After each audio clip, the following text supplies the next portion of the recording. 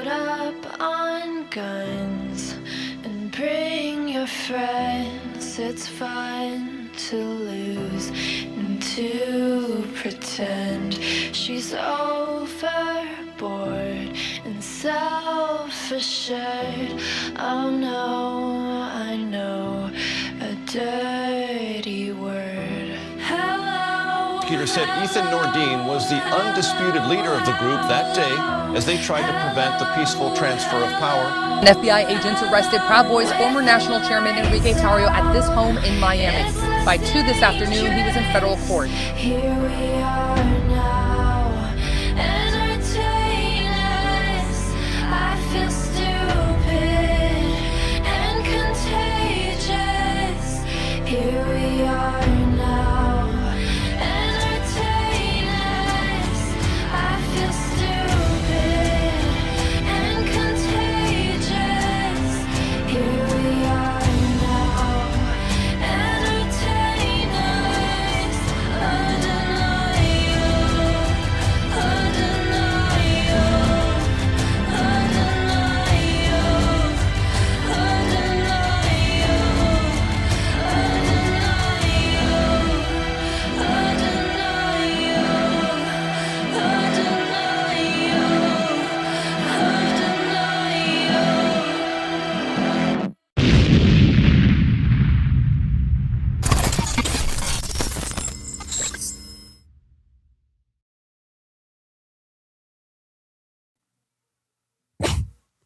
Well,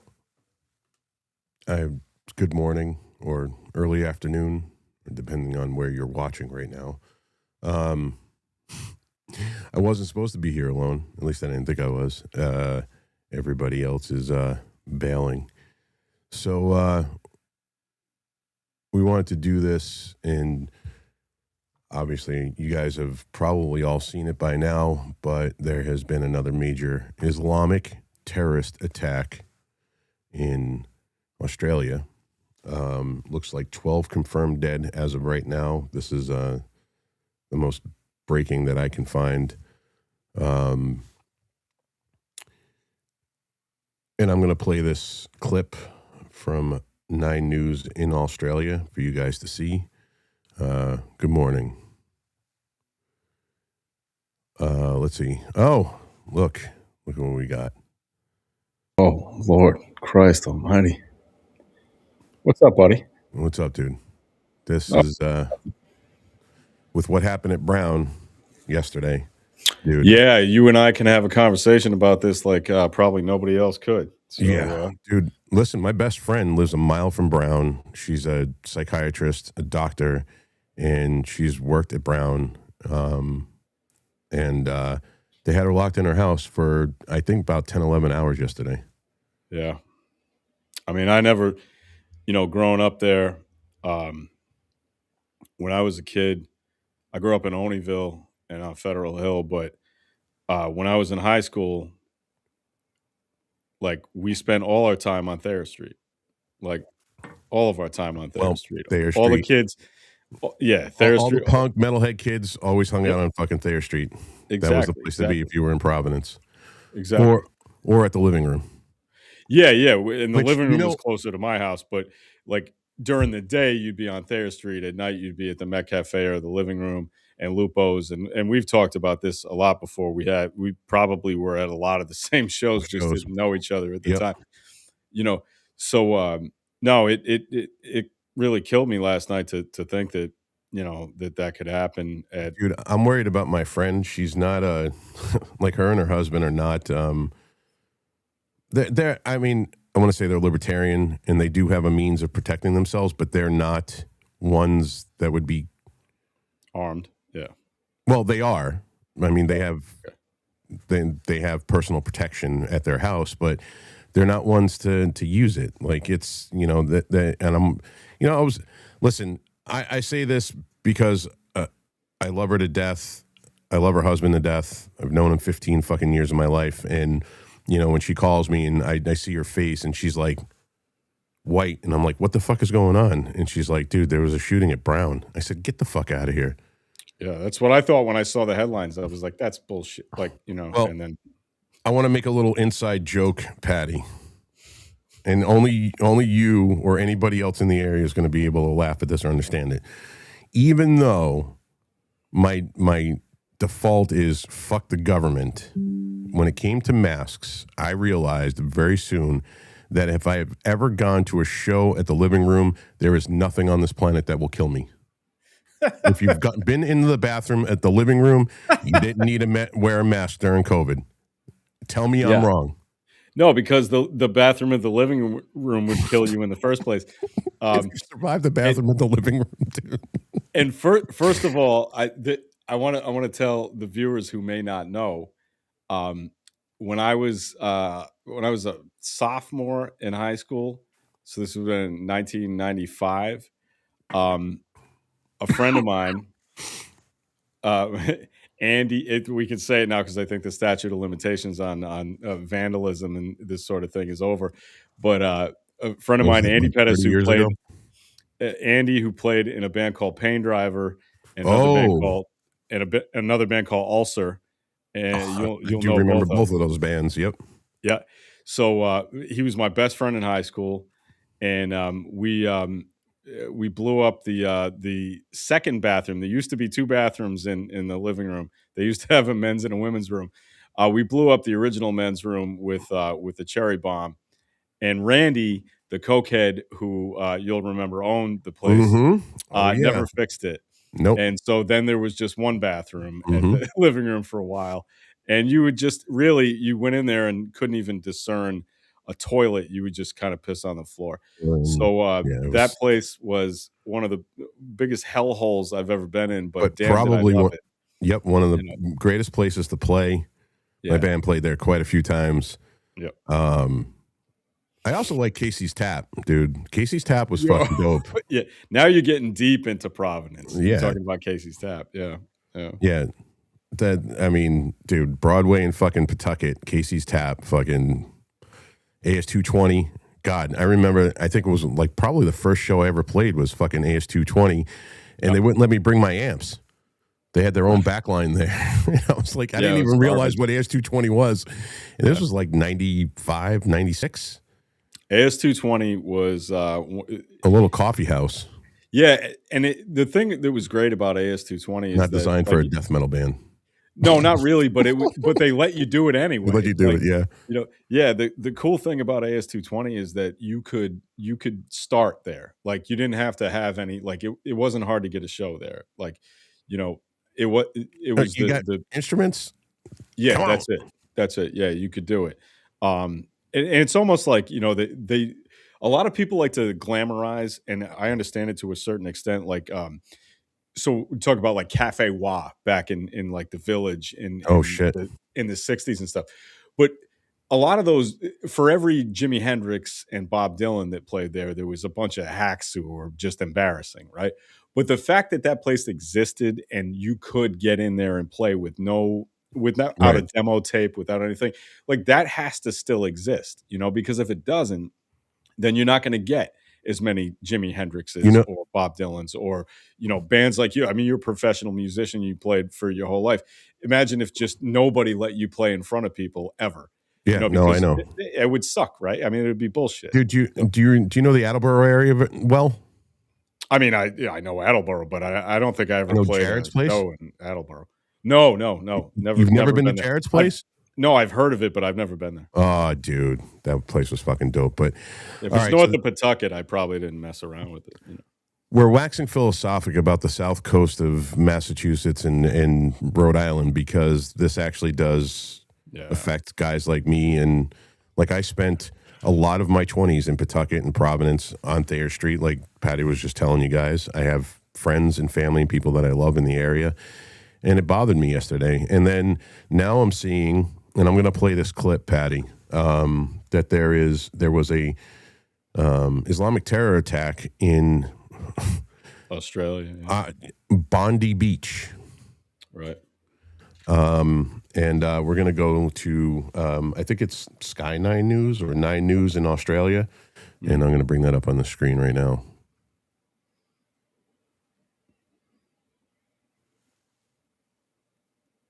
So to bring you up to date, this shooting at Bondi Beach has now been declared officially a terrorist incident, and important to mention, within that declaration, police now have special powers to investigate. So we haven't wanted to speculate up until now, but we can now say officially this has been, without question, a terrorist attack. 12 people, including one of the two gunmen, are confirmed dead after these two assailants opened fire at Archer Park on the edge of Bondi Beach during a Jewish family event on the first day of Hanukkah. 29 people have been hospitalised across Sydney. Among them are 2 police officers, and we can now tell you a child. The conditions of all are being described as serious. There is a second gunman who is being treated in hospital. We understand his condition is critical. We can also tell you that several explosive devices have been found in a vehicle nearby, and the bomb disposal unit is on the scene. At Bonnyrigg in southwestern Sydney, police have begun raiding a home, and we are led to believe that that is the home of one of the gunmen. Ali, we've got some pictures just in of police, tactical teams and detectives on a street in Bonnyrigg. Yeah, a large section of the road is taped off, as you can see, Georgie. Police have been trying to keep locals away from the scene for a number of hours now, and I think this is so important when we've just heard the New South Wales Police Commissioner and the New South Wales Premier hammering home that this is not a moment for anger and for retribution, Georgie. No one should be going near the home. We need to be staying away and letting New South Wales do this important job, this important investigation. But these are pictures coming out of Bonnyrigg in southwest Sydney at the moment. And I mean, Georgie, we didn't want to connect all the dots, or we didn't want to believe that this was going to be the case, but it was what we were all fearing, a terror attack on our Jewish community in Sydney. Well, we've obviously been reticent to use any inflammatory language, but we now have it officially from the Premier, the Prime Minister, and Mike Burgess, ASIO Director General. All right, well, if you live in a New York zip code and have 0 DUI,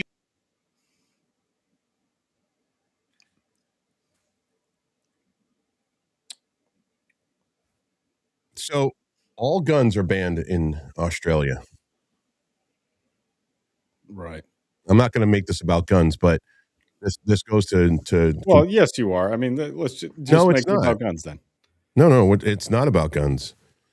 Honestly, it's about the fact that Islam is not compatible with Western civilization. Period.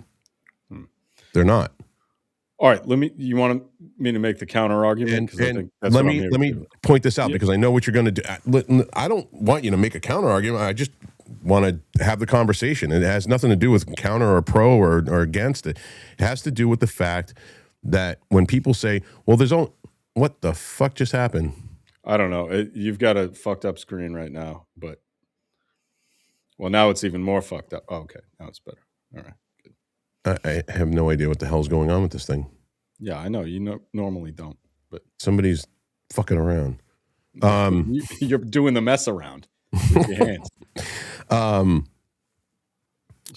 When playing people piano with your oven mitts on, there's like 2 billion members of Islam in the world. Yeah, and they say, well, only 10% are radical. What's 10% of 2 billion? A lot. A shitload. 10% of 2 billion is 20 million? Yeah. Look, I think we're going to agree on this actually a lot because... Oh, no, I'm sorry. That's 200 million. Where the fuck is my math? 10% of 2 billion is 200 million. Yeah, I mean, look, the 10% estimation is obviously not something you can actually quantify, but I'm not saying it's wrong. I'm just saying, okay. The point is that if you compare Islam and Christianity, right, and you compare the number of people who commit, acts of terrorism between the two, well, there is no comparison, right? There is no comparison. It doesn't even, I mean, no Christians have ever flown planes into buildings. It's never happened, right? No atheists have ever done that either, I might add. I don't know of any Satanists that have either. No. I mean, when was the last time we heard of a Satanist committing an act of terrorism? Like it never. I don't think it's ever happened. Never. I mean, Well, Anton LaVey going on Oprah Winfrey maybe could about, be considered an act of terrorism, but unless you want to consider the Scandinavian black metal the black metal bands burning churches in the fucking 90s. Other than that, probably not. You know, like so. The fact is, I've said this for a long time, and maybe I've never said this to you or to this audience, but I think that the most dangerous thing about religion, when you compare Christianity and Islam, is that most Christians don't actually believe their Bible. Like most Christians don't think that you should be killed for working on Sunday, even though the Old Testament says that you should. Well, most Christians don't believe that the penalty for adultery should be death, but that's what it says in the Bible. Right. The problem but I also know, is, like you do, that most Christians believe that when Christ came, it was the New Testament, and that's more of what they follow than the Old Testament, and that's what it's supposed to be. Right, but and that's an opinion, and that's a popular opinion. I understand that. I don't agree with that. But okay. Well, what I'm saying, he said he came to fulfill the law, not to abolish the law, and that's not. That's he also very said different. You've heard, but I don't want to get sidetracked in a theological argument. What I was about to say was that the problem is that there are a shitload, and I mean a shitload, of Muslims who do actually believe in the most horrible parts of the Quran, that actually say that honor killings are reasonable and that female stoning genital mutilation is okay. Stoning women for learning how to read. And stoning women for getting caught getting raped. Getting raped, yeah, it's like, the woman's fault. So I totally understand that there is not a comparison between the religious fundamentalists in America, who I think are just dickheads, and the religious fundamentalists in Afghanistan who think it's okay to play soccer with the severed heads of people who they think didn't follow the law well enough. You know, so you're not going to get an argument from me as far as that goes, because I do think that, you know, fundamentalist Islam is more dangerous than fundamentalist Christianity.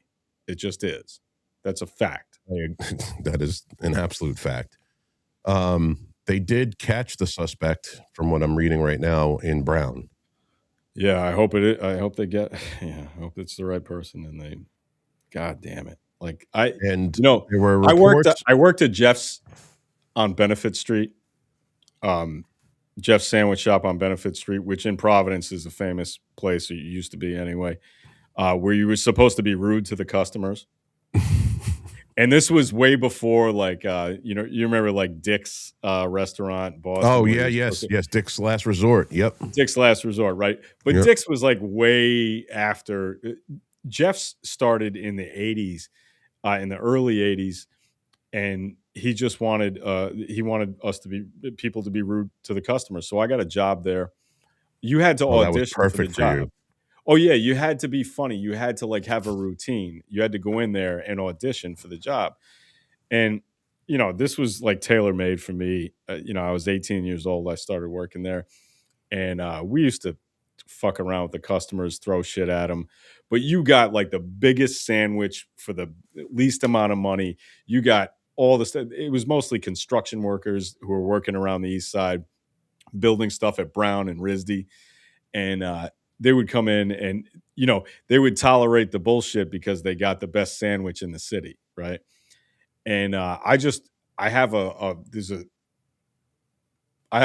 hole in my heart thinking about that neighborhood got fucked up by this, and that people are going to be scared now, because those are some of the best memories of my life, when I was an 18-year-old kid slinging fucking, you know, salami over at Jeff's. And making the Buddy Cianci sandwich, every day. And it just, when I saw it last night, it really did kind of break my heart. I just felt terrible about it. I had a very good friend for many, many, many years who worked at Brown. He died now.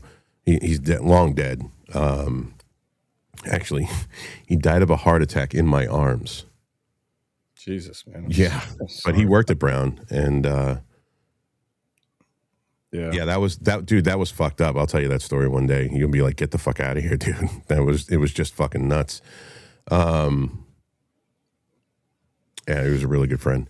I don't know. I mean, listen, I'm not there. I'm fucking 2.5 hours away from Providence. So, other than my best friend living right there, having had worked there, and being in the she is in trauma. She's doing trauma response right now. I haven't even heard from her. She called me last night. So because she's a doctor and she works for, a major company when it comes to, in Providence. And she's been doing trauma response all day and all night. Yeah. Yeah. I'll tell you, Marie came home last night.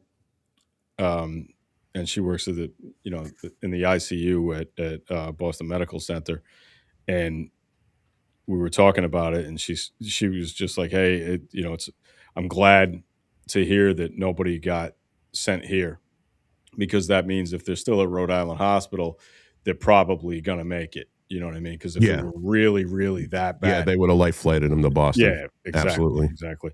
So. That's at least we can hope that the 9 people who got shot who didn't die are not going to die. But that doesn't mean they're not gonna have life altering injuries, which is horrendous. But I was born in Rhode Island Hospital. All those people are there now, and my mother worked there for 20 years. So it's like the whole thing just hit home a little bit. I saw news shots from CNN right down Thayer Street last night. Yep. And I was like, that's where I spent almost all of my days in high school, hanging out there, screwing around, being idiot punk rock kids, waiting for a show that night or whatever. And it was surreal. It was a weird thing to see. I shit on Providence a lot, but I have to say that when I do shit on it, it comes from a place of knowing the place, first of all. And second of all, I have a lot of good memories in Providence. I can't say that I don't. I can't say that, my formative years in my 20s, that I didn't spend a lot of time there in the metal scene, playing shows there, hanging out in Providence, going to fucking Lupo's. Yep. My shitting on the place is right after the Providence Place Mall. How many gang-related shootings happen there, and the fact that if you go there to watch a movie right now, there's the entire Providence Police Department gang unit hanging out at the fucking food court for a reason. That's the reality is the reality. I went to boot camp before it was open, and I came back after it opened, and the whole landscape of the city had changed just because of that monstrosity that they built there. And so it was weird. Hey, listen, it was a close IMAX, dude. I didn't have to fucking drive past I didn't have to drive up fucking to the North Shore of Massachusetts to go to fucking IMAX.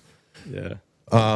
Well, listen, I don't know why none of the conservative news outlets are touching this. So I'm gonna unfortunately have to go with CNN. Why this isn't working? Because they have the latest. Hi, report. Reno. Just wanted to say, Reno, what's going on, bro? We can't hear you. You're learning your new gear. Take whatever time you need, bro. I like your lighting though, man. It looks good. It's nice. It's fucking retro 80s, man. Yeah. No, it looks fucking good. Miami Vice.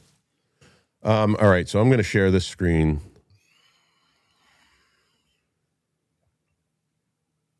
And again, it's not my preferred, but for some reason, I can't find any of the quote-unquote conservative outlets even talking about this.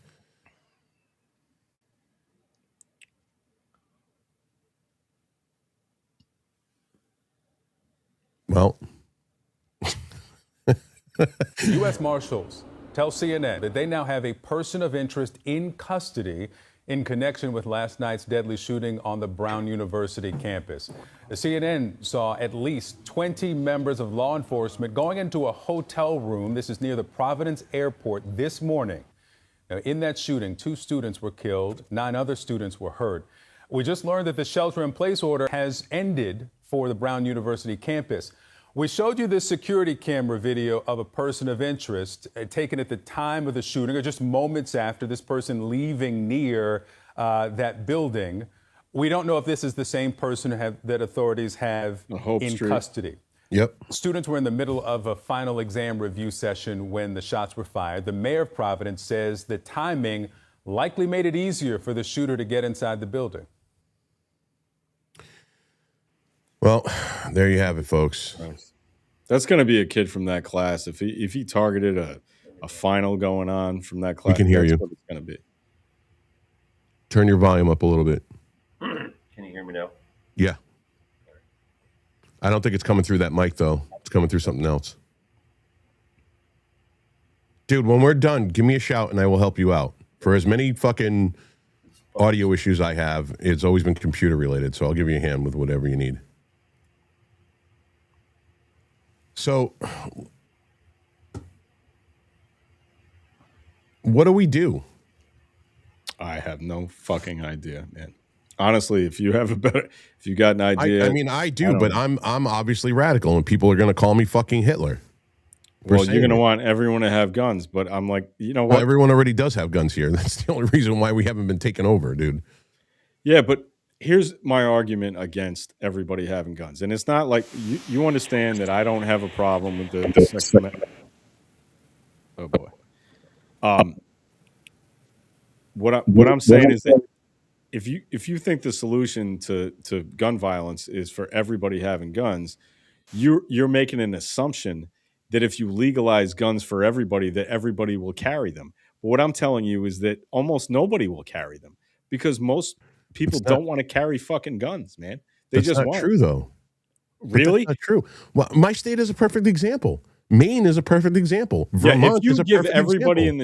Everybody in the state of Rhode Island, where I grew up and was born and raised, if you give everybody the opportunity to carry guns, very few people actually will carry guns. So this whole thing won't be a bit.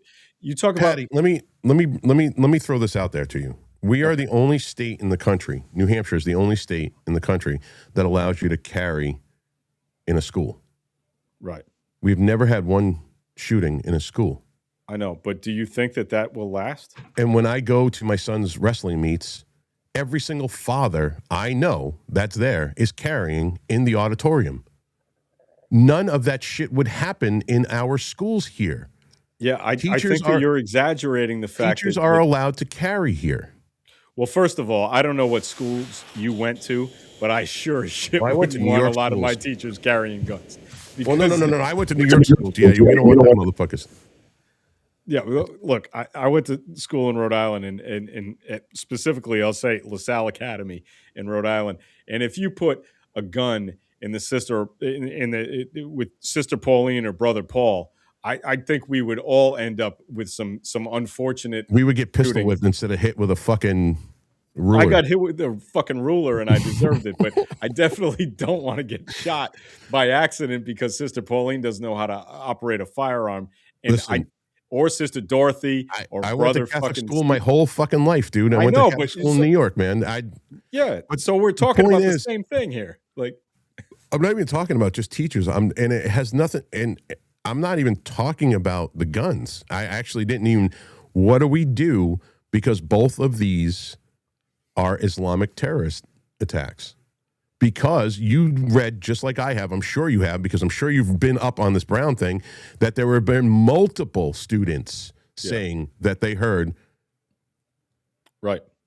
No, I'm sure that's going to be the case. Until it is, that we don't necessarily know. The one in Australia when do we draw the line? Obvious, but right. When do we draw the line and say these people are not compatible with our way of living and ship them out, pack them up and ship them out? They are not compatible with our. I'm going to agree that many of them are not compatible, but I can't say that all of them are because I happen to know and be friends with, people who are Muslims who I totally disagree with theologically, and who are absolutely my best friend in the entire world, who I served in the Navy with and was best friends before we both joined, his name is Mahmoud Sultan, right? That guy's the biggest fucking patriot I've ever met in my life. And he's to the right of me on almost everything, right? And the idea that we would his family came from Pakistan. Like the idea that is he a practicing Muslim? Well, I don't know if he's practicing. I think occasionally he might get into a practice. So he's like a lap Catholic where they or go something like that. No, he's not particularly religious, but his parents they go to are. Catholic church on Christmas. No, look, actually, you know what? You just fucked up because he actually did spend his Christmas at my house twice. Right before we were, when we were like 21 and 22-year-old kids, he did spend Christmas at my house, and he's like, I would lay down in traffic for that kid. I'd take a bullet for him. Oh shit! Somehow we're not. Look at all the red bars at the top. I don't know what the red bars mean. EV Mux has lost access to your YouTube account. EV Mux has lost access to your X account. The clock seems to be running still. We're still live. Yeah, but nobody's seeing it. Oh. Hey, chat, can you guys still see us? Somebody respond in the chat if you can still see what we're doing. Uh-oh. That's not good. Oh, Yes. Yeah. Okay. All right. EV Mux has been having problems lately, dude. Yeah. I don't know what to do about it. We probably have to have a conversation. No, what I was saying, I think you misunderstood what I'm saying. Let me be clear. So is he like a lapsed Catholic, the ones that only go to Catholic church on Christmas? Like he's says he's Muslim. He doesn't, kneel down. No, I wouldn't say that. I wouldn't say that. I think no, he does pray fucking 3 or 4 times a day. I couldn't speak to necessarily how many times he prays, but I think he does. Like, I mean, he's done everything. Like, he married a Muslim woman. He's raising his kids as Muslims, but he's a Navy veteran, just like me. We served together. He served for 4 years on the Truman. And we were roommates down in Virginia when I served on Tortuga. And yeah, I mean, he's as hardcore a patriot as you're going to get, man. So the fact, all I'm saying is that we shouldn't just say, hey, everybody who doesn't, what are we going to say? Everyone who's not a Christian or, may have had Muslim parents or whatever, we're going to throw them out. First of all, that's not practical. I mean, we both understand that's not practical. But so secondly, I don't think it's even desirable. Like, I'm joking. I understand. Joking. I'm joking. I'm not. I know you're not. Everybody else in the fucking. Everybody else that's watching. I'm joking. Yeah. No, I mean there are too many people I've met, especially during my while I was in the Navy, like who have completely different, who are Muslims, who I'm just not ready to chuck those people over the side, because there are some lunatic. Islamo-fascists, as a lot of people like to call them. So I'm just not ready to do that, man. I'm just not. Do you think that a place like Dearborn, Michigan has hardcore fucking patriots in it? I've never been to Dearborn, but I understand what you're saying. The Muslim population is really high. I don't know. The Muslim population in Queens? The Muslim population in Brooklyn. Well, I mean, how many people one of the in worst Queens? In New York? How many Muslims in Queens have ever committed an act of terrorism? The answer is 0. How many Muslim people in Dearborn have ever committed an act of terrorism? It's 0. So I'm not sure what you're talking about. Lying in wait. Well, I mean, so you want to do preventative maintenance on this? I don't trust them at all. I can't. Yeah, there was a time where people didn't trust Catholics in this country either, and my family was offended by that, but we got over it. You know what I mean? Like, come on. There were times, I mean, if you look in the early 1900s, all the way up into the 50s, we couldn't have a Catholic president because, you're going to have an allegiance to the Pope. And then we elected Kennedy and we got the fuck over it. Right, but we're still, Catholics aren't committing fucking terrorist attacks. like Yeah, Islam but is. again, none of the people in Dearborn or Queens have ever committed a terrorist attack in this Not country yet. either. Not yet. But Okay, they're all but radicalized. you They hate understand. this. Well, they're all radicalized and they hate this country, but they're here living off of us. you're saying they're all, and I'm telling you, I just gave you an example, and I know it's anecdotal, but I gave you an example of somebody who's not. You know, Listen, there's got to we be used a to call him way. Magoo because we used to bust his balls. His name's Mahmood, but we called him Magoo. Fucking that kid was a damage controlman on Truman for 4 years, man. I mean, he's a decorated Navy veteran. He served his country, and now he's raising kids and living and doing his thing out in California. And you're He's gonna say the that guy's got to exception go to the just rule. because his parents are from Pakistan? Come on, man. So obviously he cherry picks what he wants out of the Quran and doesn't listen to the other shit. Which is what almost every Christian does too. Well, I can't argue with that. Absolutely. I can't argue with that. I mean, the fucking Westboro Baptist Church is a prime example. Oh my of God. that. Yeah, absolutely. Yep.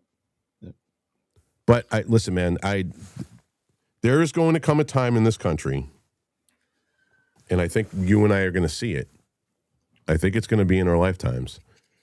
And I pray that it doesn't, to be quite honest with you. I don't want it to happen. I don't have any fucking fantasies of fucking, open war in my streets. Like I enjoy shooting on the range. There are no streets near you anyway. Yes, there is. It's just actually. dirt road. No, it's just dirt my road and road's a hills. Dirt road. I'm not too far from a major fucking city. But I don't want to see it happen. But I'll be honest with you. I believe in my heart. This is the thing that, when people say that I'm black-pilled about a lot of things, being black-pilled is not wishing for bad. It's being able to see the bad for what it is, point it out, and want it to change. You can't change anything unless you point it out and say, hey, you know what? This is wrong. This is wrong. This is wrong. This is wrong. There's really nothing good going on. So let's do something to change that. If it was all of this stuff is wrong and fuck it all, let it all burn, then yes, being black-pilled would be a bad thing. My definition of black-pilled is looking at things for the reality for what they are. People suck. This country is in a fucking shit shape. It's realpolitik, man. Yeah, and you know what? I don't want it to stay that way. I want it to change. You have to fucking shine light on it so that you can do something about it. I am not. I'm a lot of things, dude, but I don't want the worst for this country. I want the best for this country. And the only way to achieve that is finding the things that are wrong and fixing it. And one of the things that I see in this country, I mean, dude, listen, my belief in this goes way, way, way back to SOD. Way back to 1985. Okay? And you know the song that I'm talking about. And they were talking about this in 85.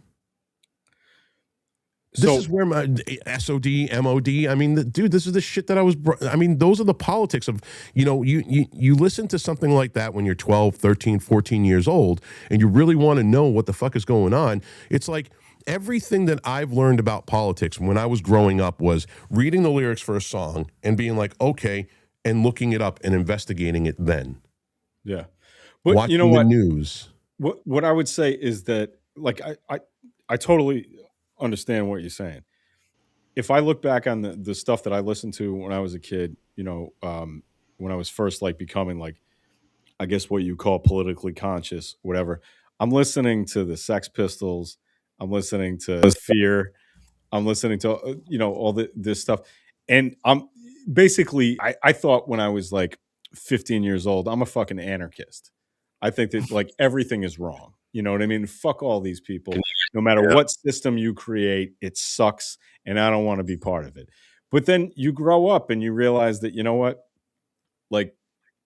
The Churchill comment that I'm not sure if he ever actually said, but it's attributed to him. It's attributed to him, but yeah. Yeah. Hirohito supposedly said you can't invade mainland America because behind every blade of grass there's an American with a gun, and that's attributed to him. That's not the one I was thinking of.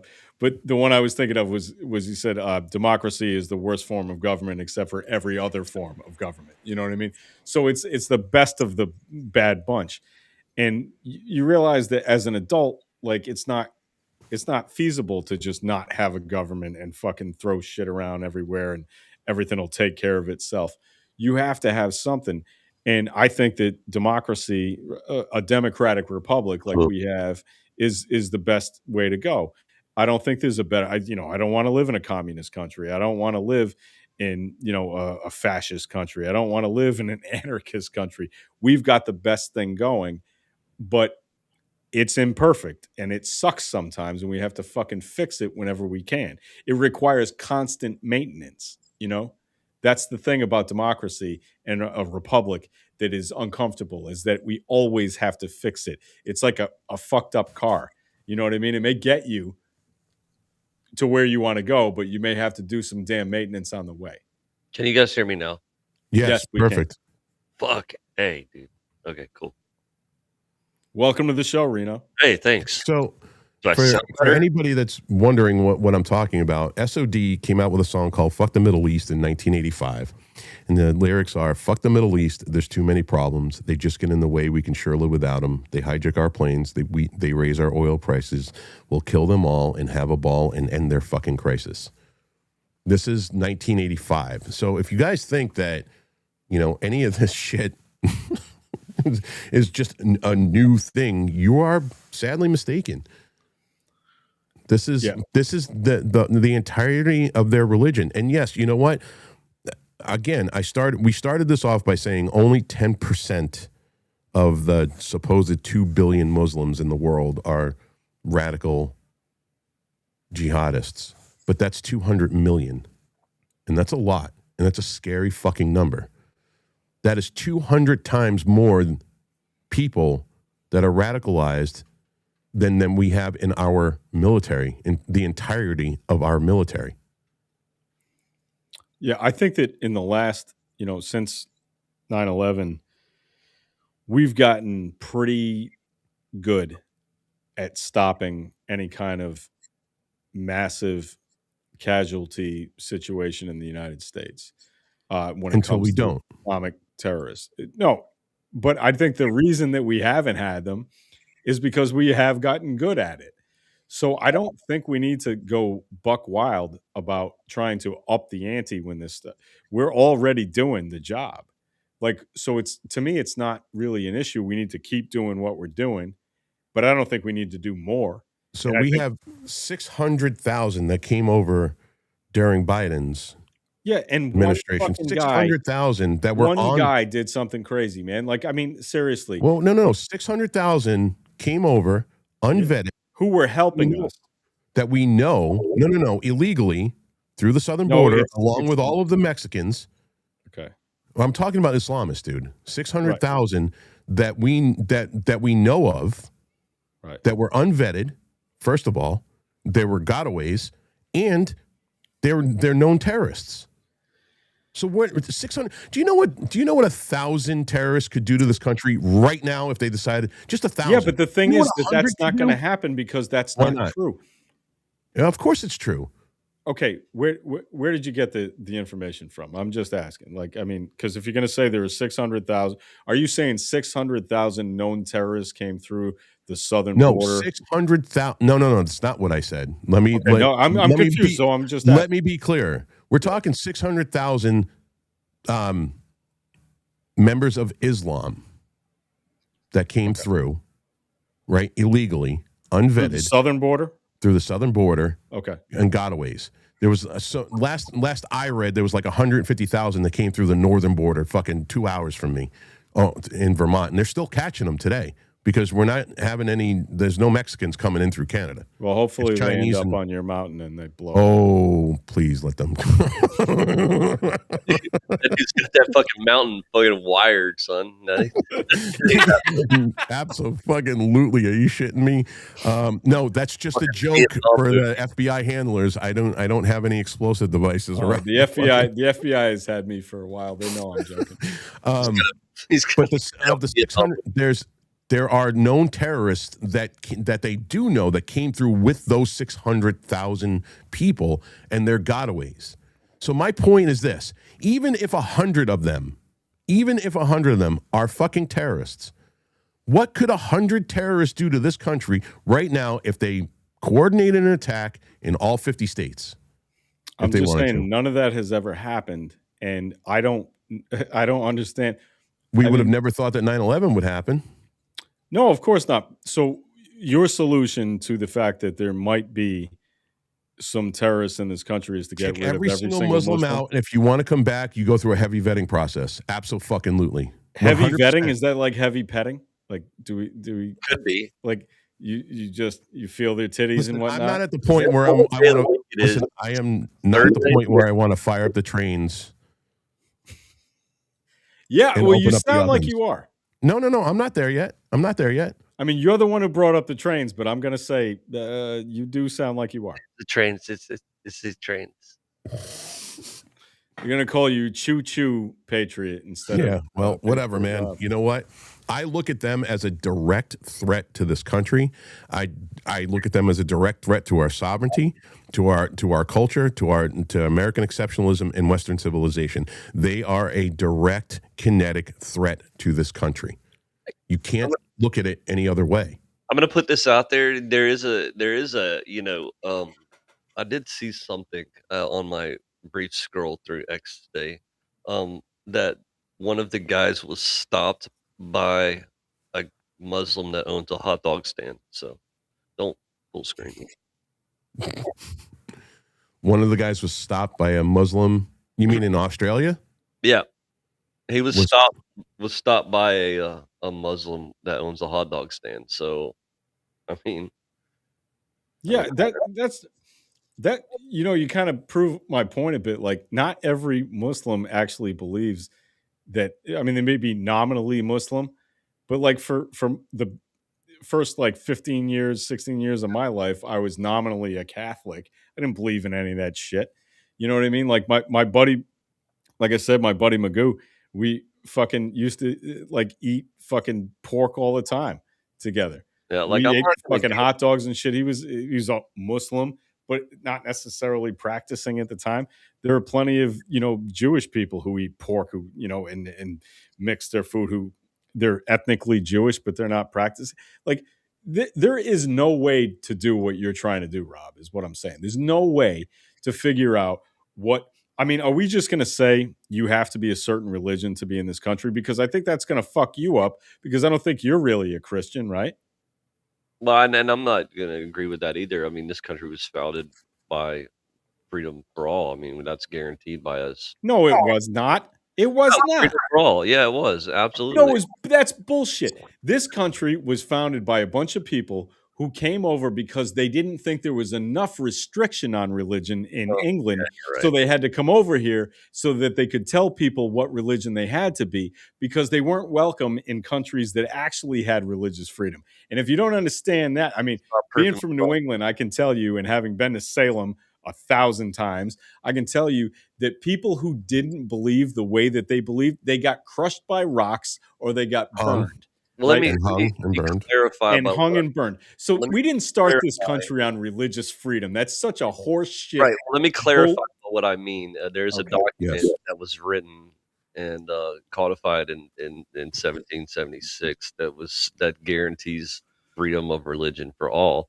So, which you guys are trying to repeal. I'm not trying to repeal it. I could give a fuck. I think Rob is. You say freedom of religion for all, except Muslims, right? Except Muslims. Then you want to kick them out. So you want to amend the Constitution? I don't believe that Islam is a religion. First of all, we got to get into think it's an that. ideology instead of It's absolutely an ideology. Yeah, it was but an that's a piss ideology poor that was argument. created to justify raping children and taking over the world. I do believe It's why the Catholic Church Christianity justifies a whole bunch of shit that it shouldn't, including slavery and okay, but there's one thing. Hold on 1 second. Hold on. You're not wrong, first of all, but they evolved. These fucking dirt dwellers, these you fucking cock-sucking fucking camera motherfucker. Well, we can hear your cock-sucking mouth anyway. Figure my shit out, so we'll see what it does. No, the camera fucking overheated. I didn't turn the fucking fan on. Fucking $3,000 fucking camera. Is one job is to vlog. It is a vlogging camera, but it overheats. Well, maybe if you'd quit farting in the studio, it wouldn't I get don't so fucking hot fart in there. the fucking studio. Anyway, the fact is that Christians evolved out of that. They've moved on from that, and you admitted that at the very beginning of this. I did. We don't have Christians. We don't have Catholics. We don't have Protestants or Baptists or anybody that falls under the umbrella of Christianity, blowing up buildings, wearing suicide vests. Well, I can't say raping children. You definitely can't. I wasn't going to say that. Yeah. We don't have them. You know, the Protestants are catching up to that, though. They're catching up with the rape. They have. Yeah. They're doing a good job. Yeah. So we don't have Christianity that's doing that. We don't have Jews that are fucking blowing up buildings. No, they're just dancing after they do it. The World Trade Center. Yeah, well, actually, hold on a second. You said that Jews aren't blowing up buildings? They're blowing up buildings in God. They're blowing up I don't care about that. So I don't care about that. That's not here. I only care about this country. I am America only. How many times have you heard me say that? I don't give a fuck what's going on in the other around the world. I care about what's going on here. I want to fix the us attitude first. we had before World War II that caused a disaster that we had to address. Yeah. This American isolationism is just not a great idea, Rob. I don't believe in total isolationism forever. I'm talking about isolationism until we fix our own shit. And we have a lot to fucking fix. Yeah, but what's the parameters of fixing our own shit? Well, I don't know. Maybe not sending $700 million to Israel. I'm with it. Yeah, I got you on that. I'm with you on that. So, and this is where the my compatriots in the MAGA movement say, call me a fucking communist the other day. Me, a communist. Did you own it? No. Fuck, dude. Just no. Dude. Own it. Call me whatever and you I'm want. Like, wait a minute. Hang on a second. Just because I go, hey, we shouldn't be sending right now. We should not be sending $700 million to fucking Israel. That is a conservative mindset. Yeah, I agree with that. That money needs to be here. And even though Trump says, oh, well, you know, we send you guys money, but it still ends up back in our factories. Why go through all the bullshit of that process when that money needs to be spent here? I care more about our veterans that are homeless and on the streets than I do anybody over in Israel or fucking Pakistan or Gaza. Fuck those motherfuckers. I don't give a shit. Let them all fucking die for all I care. It's not going to affect me. But you know what? When I go down the street and I know that there's fucking 3 or 4 veterans that are living in the woods and it's fucking 10 below zero out here, that's what I care about.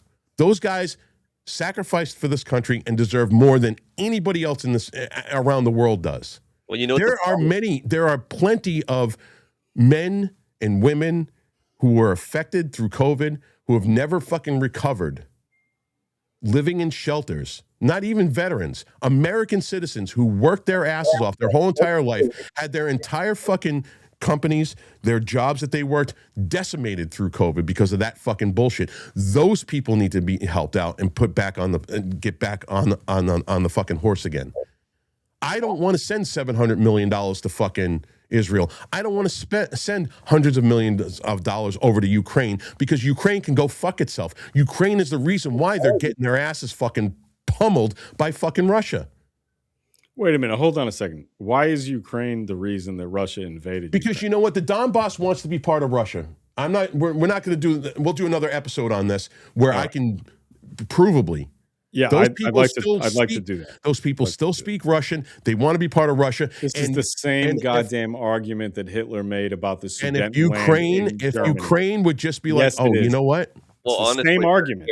in the Donbass region, they're actually ethnically Russian, but it's, I mean, you know. And they want to be back and part of that again, and Ukraine just doesn't want to give it up. I don't give a fuck about Ukraine. But you know what? At the same time, That's like saying a bunch of people in fucking I Texas don't want to speak fucking Spanish, so they should be part of Mexico. That's well, let horseshit. Mexico try. Let Mexico try.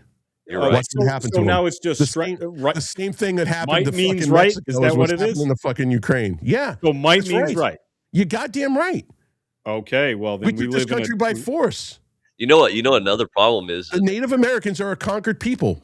and Barry is going fucking buck wild in the comments right now. one of the reasons we send so much money over there to Israel is because we've got U.S. politicians that are taking $233,395 from AIPAC. Could not Eye-Patch agree with you more, McCain. man. Eye-Patch McCain. There you go. Dude, we all agree that AIPAC shouldn't. Yeah, there goes my camera now. Fucking look at me! I'm the only one can move. Patty's stuck looking like he got fucking stuck. He got a dick in his ass. it just shows me black. It shows you a freeze frame. Yeah. I can fix that. Hold on. Suckers. You know what I'm saying? You know what I'm saying? You know what I mean? That's funny, Barry.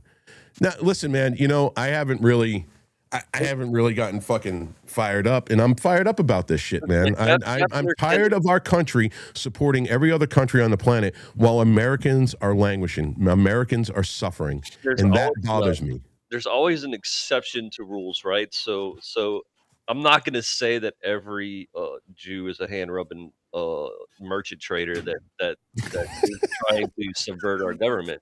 There are always exceptions to the rules. I'm not going to say that every Muslim is a suicide vest wearing Islamic jihadist. But, And you just did.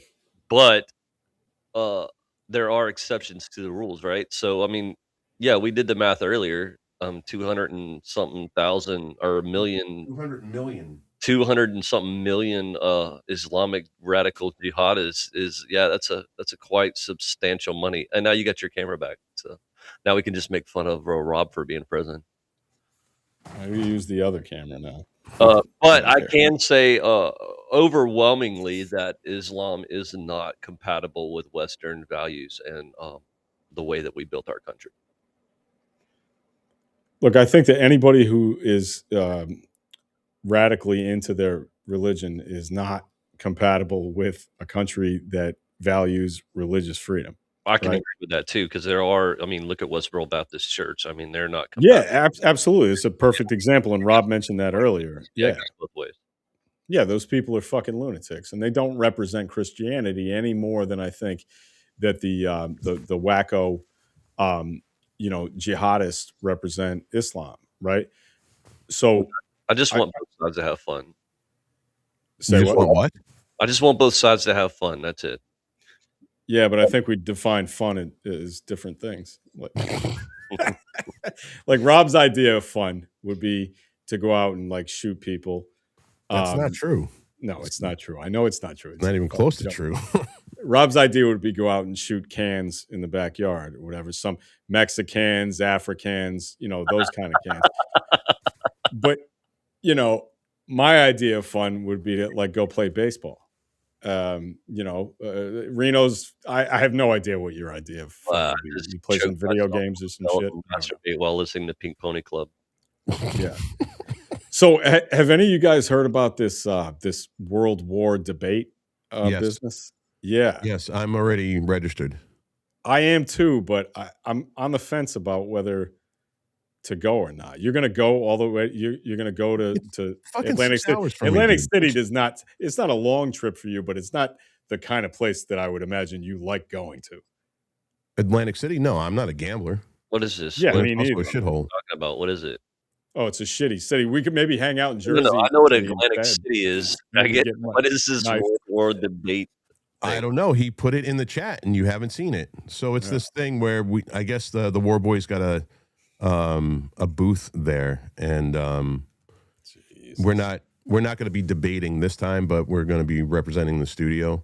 Is it in text? Is it in the group chat? Yeah, it's in the group chat. Fucking retarded, dude. I could disconnect during the weekend. So you click on Patty's it, you the register. type that collects stamps. I don't collect stamps. What do they call that? A philatelist? Or it sounds I like have no idea, dude. a philanthropist. No, there's something that weird.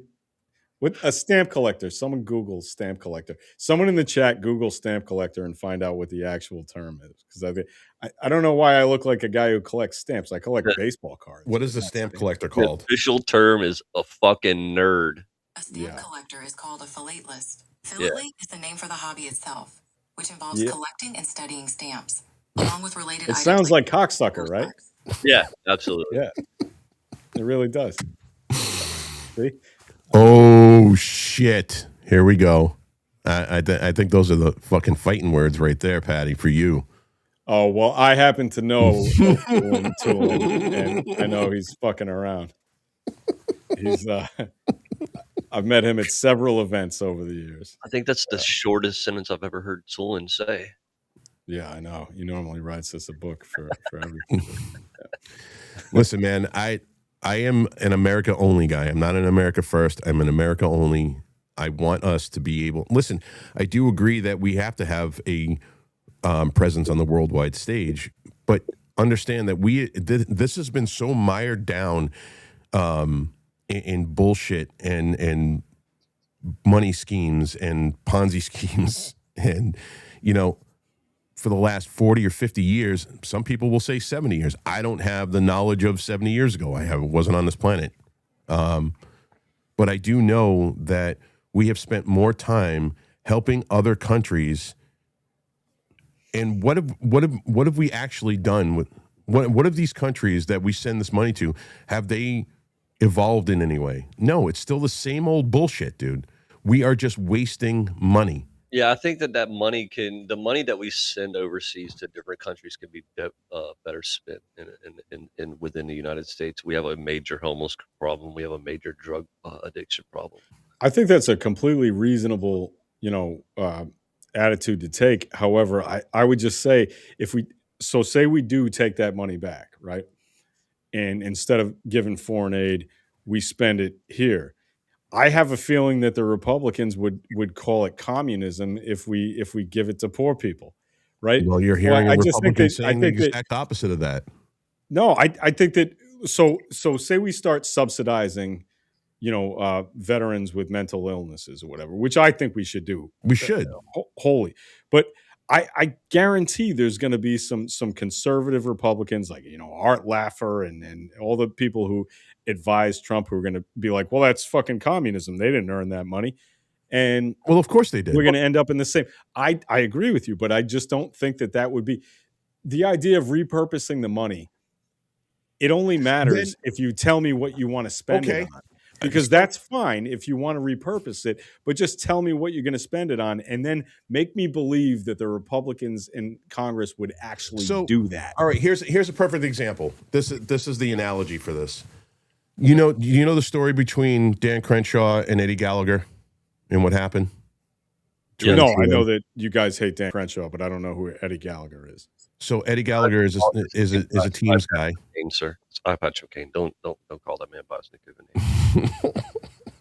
Okay, so Eddie Gallagher was brought up on charges for something that happened overseas. He was sitting in jail languishing, and by all metrics, it was a lie.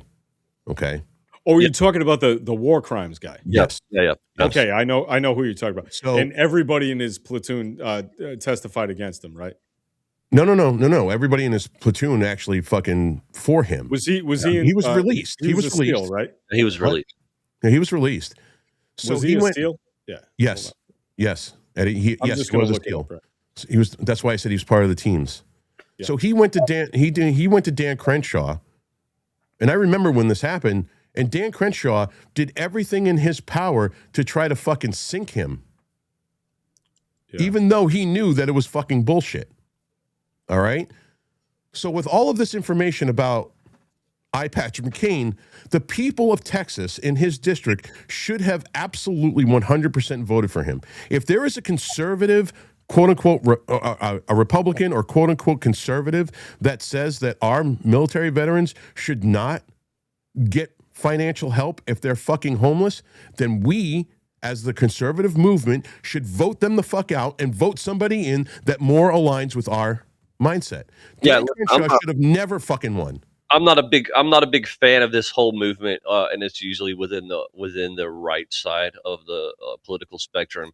That everybody that puts on a uniform of the military of the United States is a good person, and Dan Crenshaw, because we both know that that's not true. Dan Yes, we Crenshaw know that that's not true. example of that. The things that he's done, or Patrick McCain is a shining example of that because of the things that he's done in the past. But the problem is that the average Republican voter doesn't follow politics that way. They just say, "Oh, well, this guy was in the military; he must be a good guy."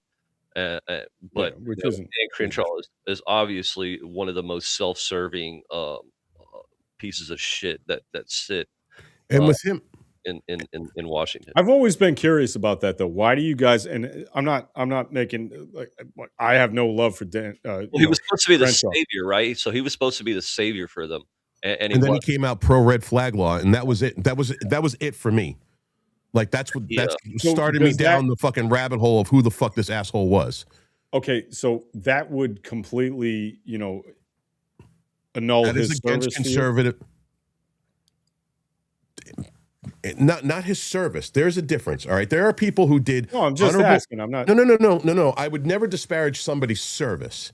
If you went overseas and you fought and you did what you did for this country, your service is separate from what you're doing now. Sure.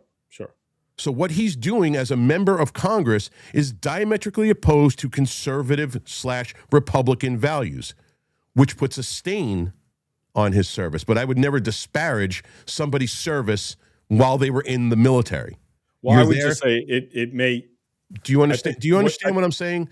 Is that we looked at him like he? All right, I could we got a understand Navy that, SEAL. except I would make one little change to that. It puts a stain on his service as a congressman. Yes, but that's what I'm service as a military. That's why I was trying to. That's what I was trying to say at the end of that was that I'm not putting. I'm not. It's not a stain on his service when he was serving in the military. It's a stain on his service and who the fuck he became once he got into office, and then he started getting all of the AIPAC money and all of the insider trading. So you got somebody like Sean Ryan, whether you like him or not, calls this out on his show. Patty says, "Listen, there is a congressman. Didn't even name him." That is on his 40th birthday is paying $500,000. Well, this is, I'm not sure that's 100%, but I saw that this is what he books for. This is all of the investigation I've done. Steve Aoki gets $500,000. Barry was telling us on the show the other day that 10 years ago the guy was getting $125,000 to book a show. What do you think he's getting? Fucking 10 years later.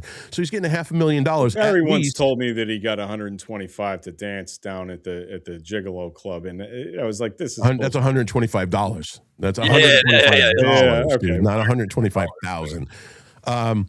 So now where does somebody, and this should be for all representatives, conservatives and Democrats, where does somebody who gets $174,000 a year able to afford $500,000 for a DJ on his 40th fucking birthday? Where does that money come from? We should all be asking these questions. Hey, you don't have to convince me of that, man. I don't give a fuck who you are. I will absolutely fight any fucking MAGA or supposed conservative any day of the week. And I guess this is what makes me a fucking communist, because I'm going against the fucking grain. I'm not going to sit here and fucking suck down the fucking prescribed narrative from my side or any side for that matter. I want to know where our congressmen are getting all of this money, how they're becoming fucking multimillionaires. So Sean Ryan says this on his show and says very, very specifically, this guy, this congressman, he doesn't name him, but obviously when you say something that's true and it triggers a guilty party, they have to come at you, even if you don't say their name. And boy, do I know this really fucking well.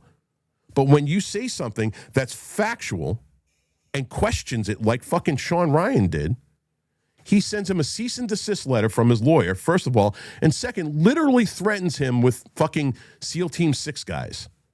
Now, he says, but so the guys in the teams would know this, obviously better than I would. And I don't think Sean Ryan's making this up. He says some of the guys, Dan Crenshaw sent him a message like a fag on Instagram. I'm sure he's got access to Sean Ryan's fucking phone number or his studio number or able to text him. But he sends him a message on fucking Instagram like a bitch saying that some of the guys in 6 were telling me you were talking smack. Oh, I heard you were talking horrible about me. I can tell you just from my experience in the Navy that on 3 or 4 different ships, there were SEALs that I was in close proximity with, and I can tell you what they told me. Did they run through you better than a regular seaman did?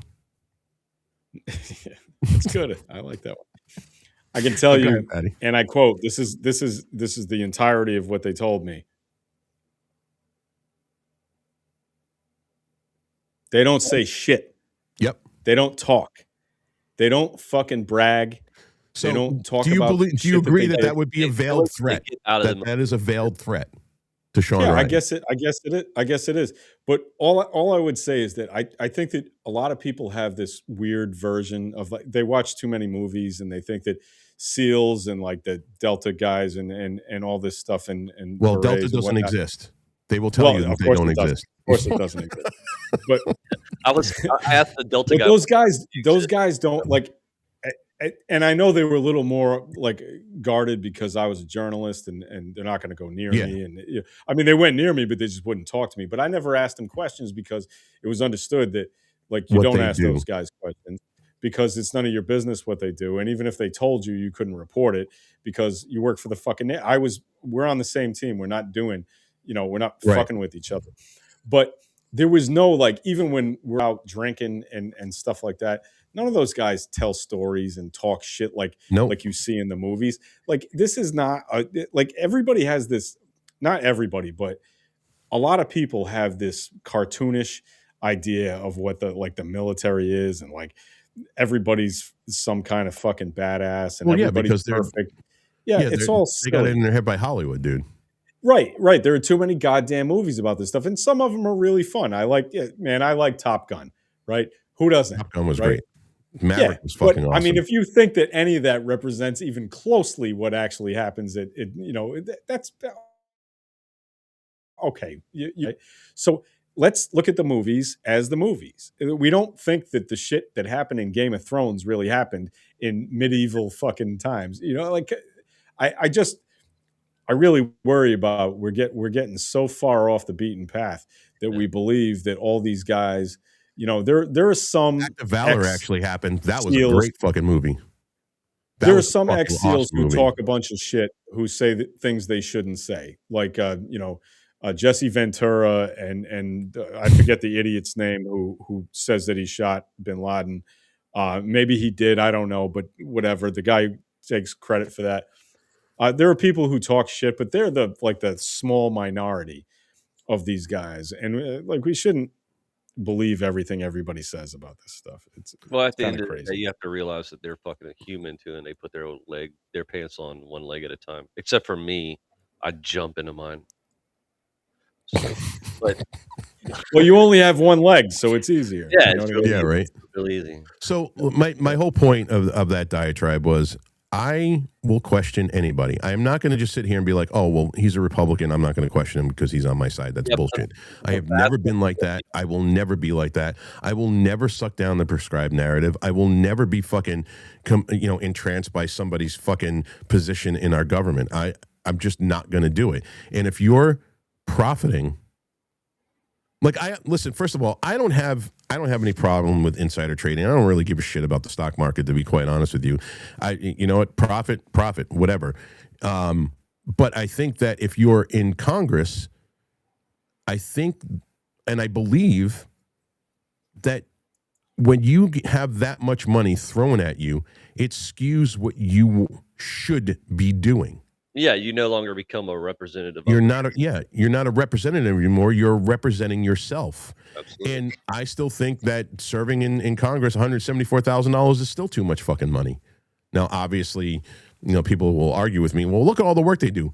Yeah, show me the work that they've done. Show me how much work has been done for that $175,000 of your tax dollars. Show me. You can't, because nothing is getting done. And I'm fucking tired of it, man. I'm tired of our own side going, you know what? Whatever the government says we're going to do. This is not who we are. This is not what conservatives are supposed to be. We are supposed to be questioning fucking everything, especially if our representatives are fucking captured by foreign fucking money. That's exactly what they are. They're a lot of our, and it's not just AIPAC. So no, there's not before anybody thinks that this is going to go off on a fucking a Jew rant, it's not. It's Qatar. It's fucking the United Emirates. I mean, all of these countries have so much fucking power, sway, and influence in our country with our fucking and with our representatives that nothing is getting done for us, the American fucking people. And you know what? We need a revolt of some kind. We need some sort of revolt so that the powers that be fear us once again, because that was always the intended purpose, that our representatives and the people that write our laws are supposed to fear the people that they represent. Fear. And you take it however you want. Fear not having your position. But you know what? We have become too complacent, too apathetic to fucking pull our heads out of our asses and get rid of these motherfuckers. This is why somebody like fucking, oh my God, I've said his name. Lindsey Graham has continually gotten voted in. When you have somebody like him who is a piece of shit, who does nothing for North Carolina, who does nothing for this country as a fucking whole, you continue, South Carolina, sorry. You continue to fucking vote this fucking scumbag in because you're apathetic. You're too complacent.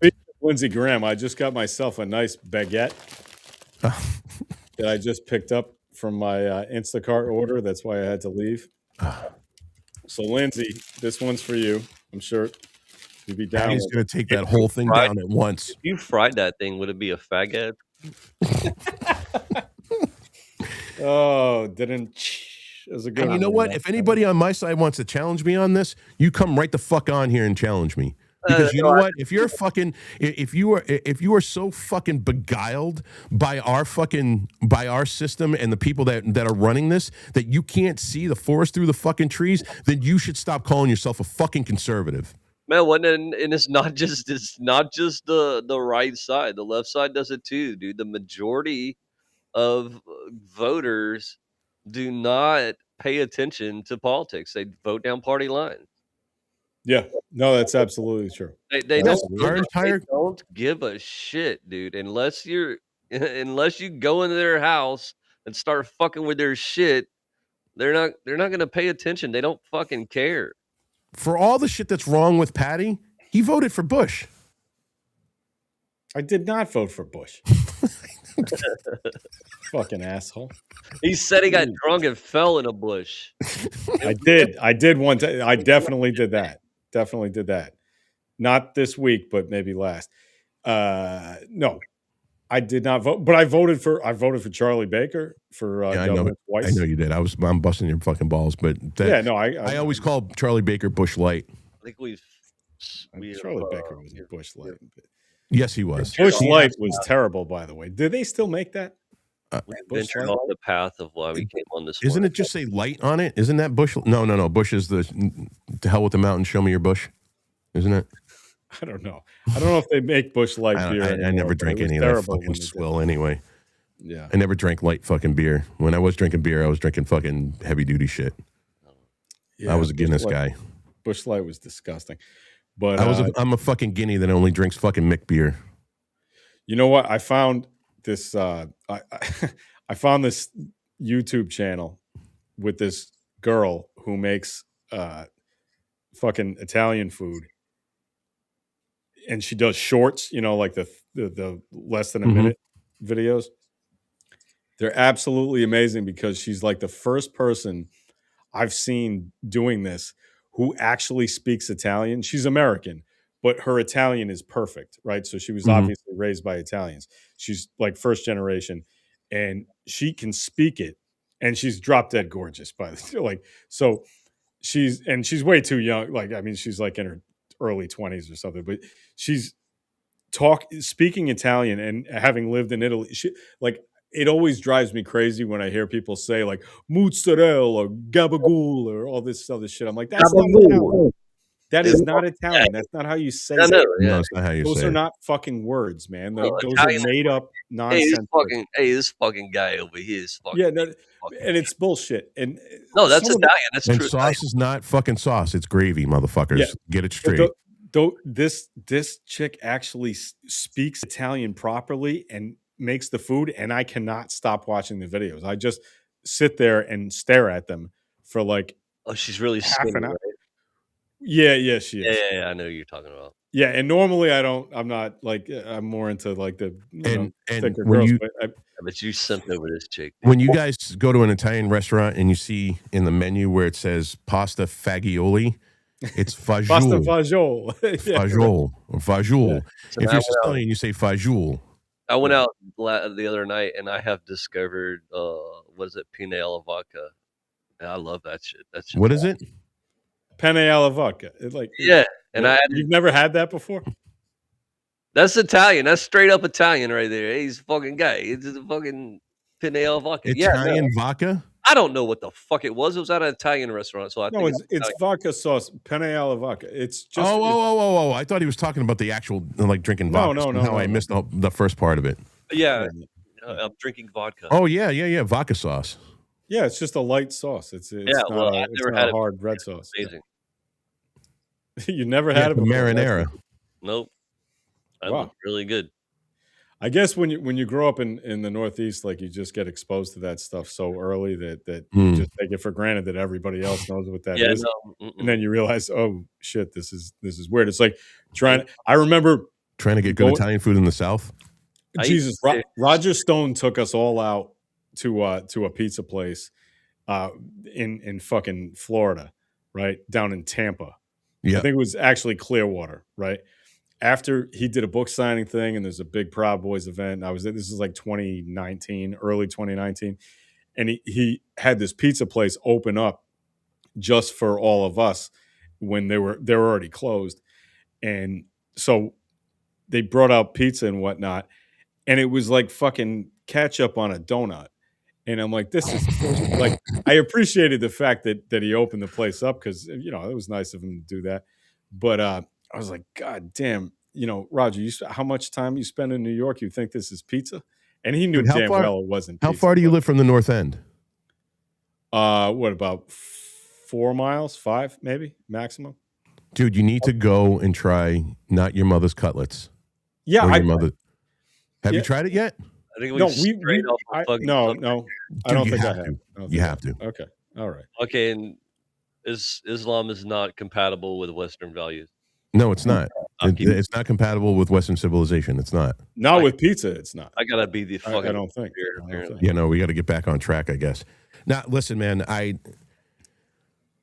people when also the capitulating fucking morons out there that like when we started, Patty, like only 10% are radical.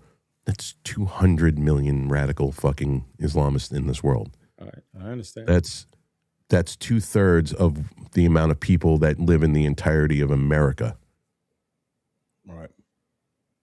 That's a scary, sobering number.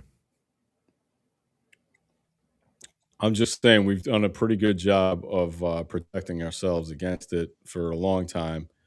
And I don't think we need to enact some sort of police state any more than we have. I mean, you and I don't both think that agree either. the Patriot Act is disgusting, right? Yeah, but most of that I was knew back supposedly. I knew back then that it was going to be weaponized against us because I don't trust our government. I definitely didn't trust Bush. No. I voted for him because I wasn't voting for Al Gore, period. Why? Do you think honestly there was a real difference between now looking back? No, I don't Do you think there's a difference between Al Gore and George Bush? No, absolutely not. But you know what? I voted for Nader. So I like it, whatever. But I was standing on it principle wasn't. because I hated his fucking wife. So you and I voted fought the party fucking Yes, PMRC and I my whole life. understand that I understand. Tipper and the you voted party line. Say what? I said, so you voted party line, Rob. No, I voted independent that year. I voted. Rob. I You said voted for. you're not voting for Gore. So you voted party line. No. I needed to. I felt at that moment in my life I needed to vote. Like I knew I still believed that my vote mattered, and and no matter what, I didn't care who it was. I wasn't voting for Al Gore because of his wife. Period. Well, the PMRC was that influential in my politics. So I voted for Bush. The second time, I abstained from voting. Yeah, first time in my life. The first place you fucked up is believing that your vote actually counted in federal election. Well, 26 years ago, I believed that. And most of us did 26 years ago. Still had a glimmer of fucking hope. But after that, I didn't vote for him. I abstained from voting the second time. So I learned through those 4 years,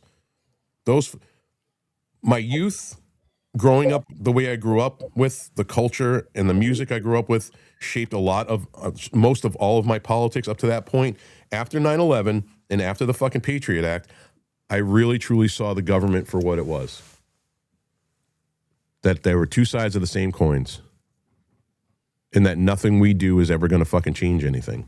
Well, I mean, in federal elections, go listen, dude. They already know who's going to be president next election. Yep. They already know. Federal elections. Well, they're trying to run fucking Pete Buttigieg. Your vote, Buttigieg, whatever the fuck his name is. He's the fucking leading contender. Your vote counts by You your really think state that and your fucking. He's going to be the nominee? He's the leading. He's a smart guy. He's a good politician. I don't discount him. What? You think that Pete Buttigieg is not a smart guy? No, I think he is smart. I don't like his politics. Yeah, no, that's fine. I don't like his politics, but at the same time, what did he do when he was transportation secretary? Look at the people of South Bend. They're like, Jesus Christ, why did we fucking vote for this dude? He did nothing then. It was just a title for him. The fact that he didn't do nothing doesn't mean that he's I'm not saying he's not smart. Yeah. Well. Yeah, I mean, look, man, have an argument with him politically and you're probably going to get your ass kicked. Like he is a really, really good politician. So I'm saying, like, look, George Bush didn't accomplish shit as governor of Texas, and he got elected president. I don't know Donald Trump never was even in charge of anything, and he got. I think that's why he got elected. Barack Obama was only a senator for 2 years before he started running for president. So, like, Barack Obama was always going to win. Well, what I'm saying is we have never had a standard that you have to have a lot of accomplishments to be president. Jesus Christ. We've had a shitload of people who have accomplished absolutely nothing and become president. So if you think that Pete Buttigieg can't be president because he hasn't had a lot of accomplishments, I don't put anything. I'm telling you that that's ridiculous. I don't put anything past anything now, so it doesn't matter. I mean, I'm not.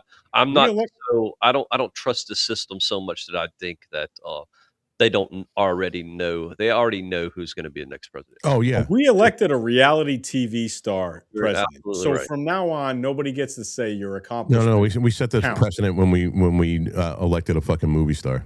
Yep. Well, I mean, yeah, we set the precedent. Yeah, Ronald Reagan. Bro. Yeah, we set the precedent for that long ago, dude. I mean, but I'm going to be honest with you, Ronald Reagan.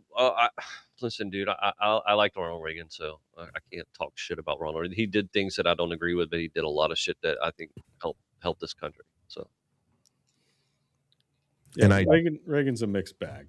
Yeah, Reagan is definitely a mixed bag. When you talk to most of us Second Amendment absolutists, we'll tell you that Reagan was not a good president. Reagan talking about the Brady bill and whatnot. Yeah, he was very valuable for both sides. Well, Brady, you understand Brady was in the 90s, but this was the 86 FOPA, the Firearms Protection Act, where you said FOPA? FOPA, FOPA, FOPA, It's not FOPA. No, okay. Oh yeah, I know some bitches with the fucking fupa. Oof. Yeah, Barry included. But yeah, Barry's got a huge fupa. I don't have a fupa. yeah. But to believe that they don't already know. I had a fupa one time.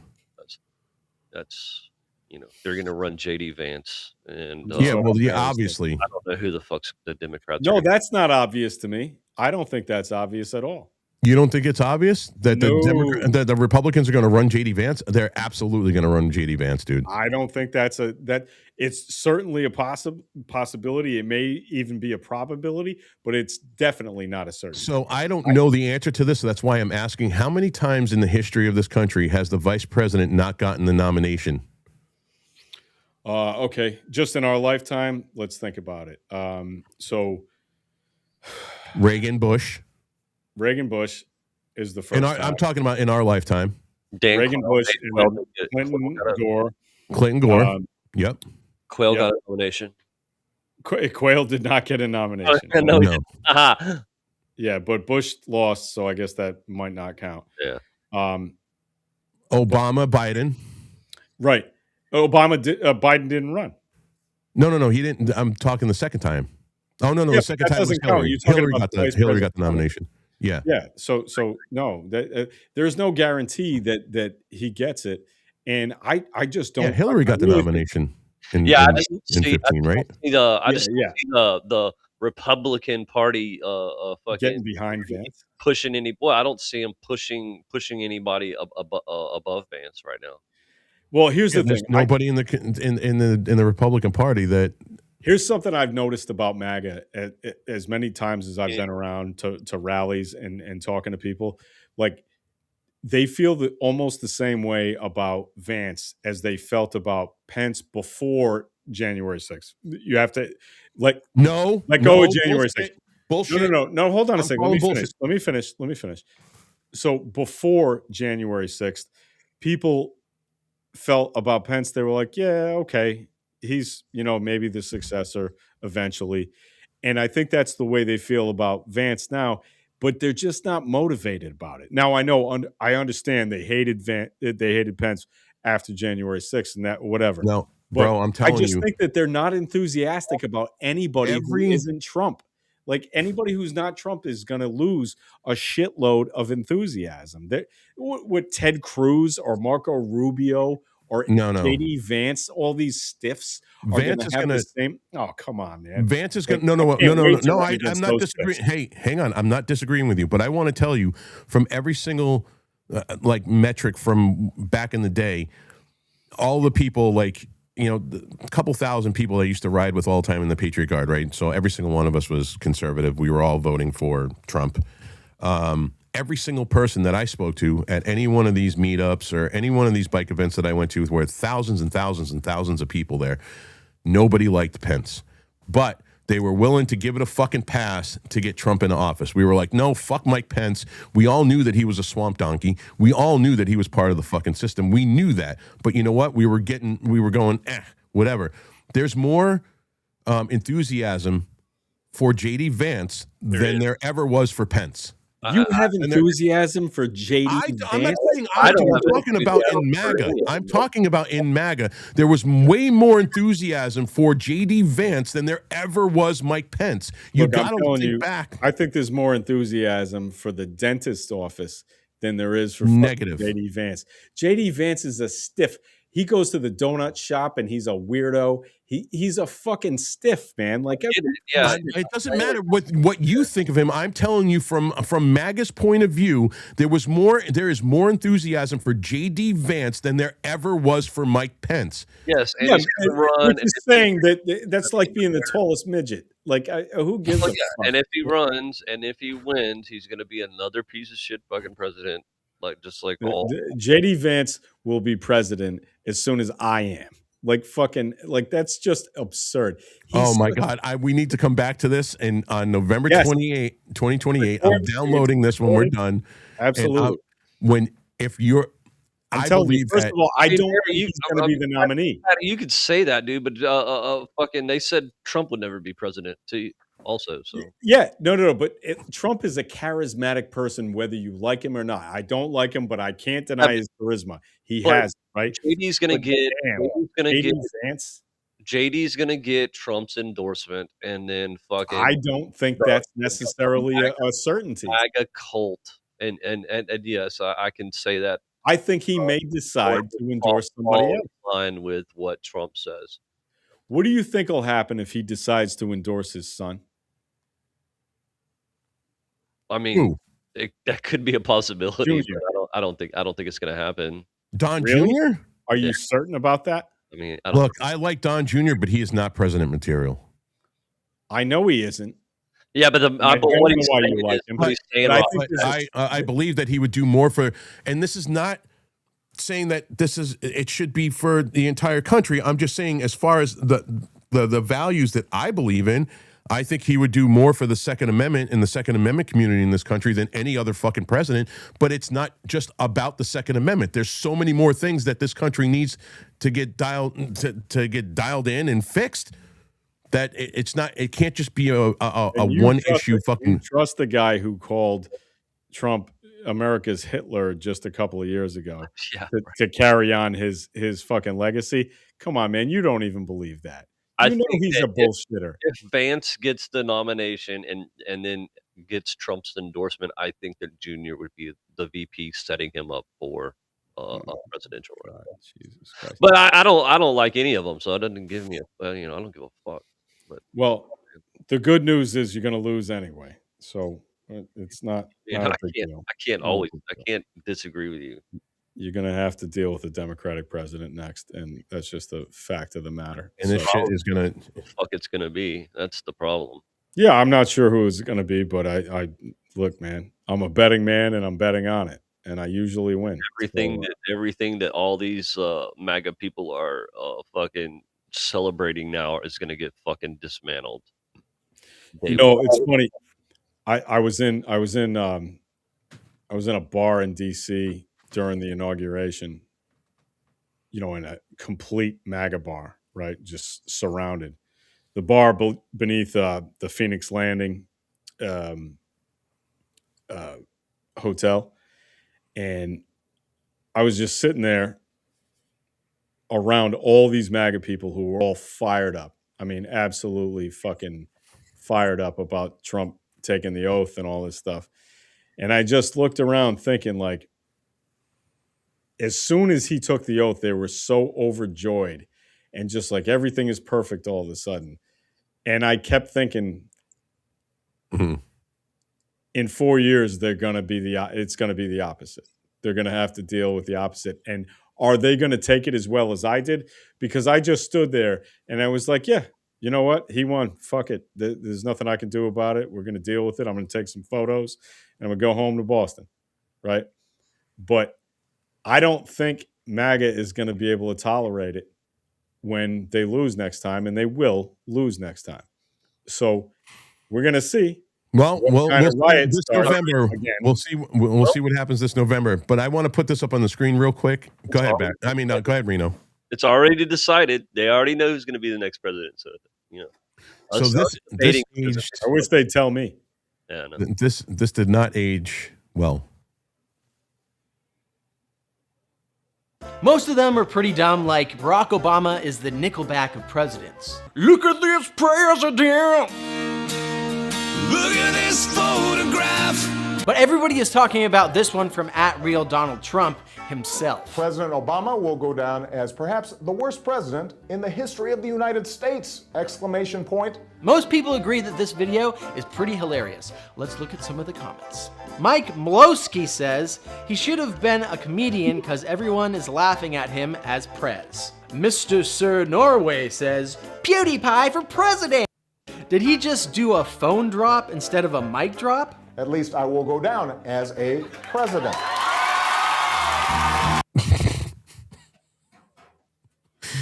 Oh boy, you guys underestimated him. That was probably one of the. Do you remember that, Patty? Yeah, I do, but I don't understand how any of that is actually like. Because you discounted it. Everybody discounted it from the Oh, of get-go. course. Barack Of course. Obama discounted No, the no, no. fact that he said straight the fuck out, at least I'll go down as being a president, meaning that you never will. And look what fucking happened. No, I understand. Look, a lot of people point to the jokes that he made when he humiliated Donald Trump during the White House Correspondents' Dinner, which he used to like to go to every year, except when he was president, and then he won't, which is fucking amazingly hypocritical.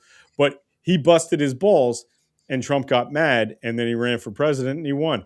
And a lot of people think, man, if Obama hadn't made those comments, maybe he wouldn't have run. I think that's probably not true, but there's some, it could be possible, whatever. I don't give a shit. Like, Barack Obama and everybody else should feel absolutely no reason to fucking to not make fun of Donald Trump, because there's a lot of shit to be made fun of. Like yesterday when he flipped the coin at the Army Navy football game, except forgot to fucking flip it, which was bullshit. But I was glad at least. And oh, by the way, Reno, fuck you. Go Navy, beat Army. Fuck you. You lost. Anyway. Oh, is that what happened yesterday? Yes, it is what happened yesterday. Is this somebody else doing this? Because I keep trying to get this off the fucking screen. What, dude? I got it. Not me doing anything. Don't worry about it. I got it. Fucking. Yeah, go Navy, baby. Well, I get like that. Good for you, Navy guys. Minute, dude. Yeah. At the last heartbreaking 17-16 loss. That's going to be hard to swallow. Ooh. You know what? At the end of the day, it doesn't matter. It only matters to people from the Naval Academy and from West Point. That's who it matters. I know. You know what? I got a friend of mine who laughs at me. Another guy I was enlisted with that I'm still friends with, and he busts my balls. He's like, "Why do you give a shit, man? They're officers. We didn't go to the academy." I'm like, "Yeah, but it's just the principle of the thing, man. Like it's Army Navy. I just want to see Navy win, but." You want to support your branch. I mean, I understand that. Yeah. It was a great game, though, regardless. It was I wasn't rooting for Army, so.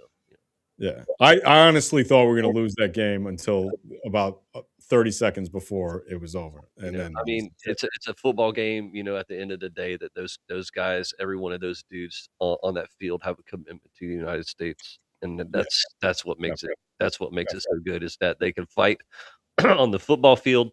And then after they graduate, they are their brothers in arms.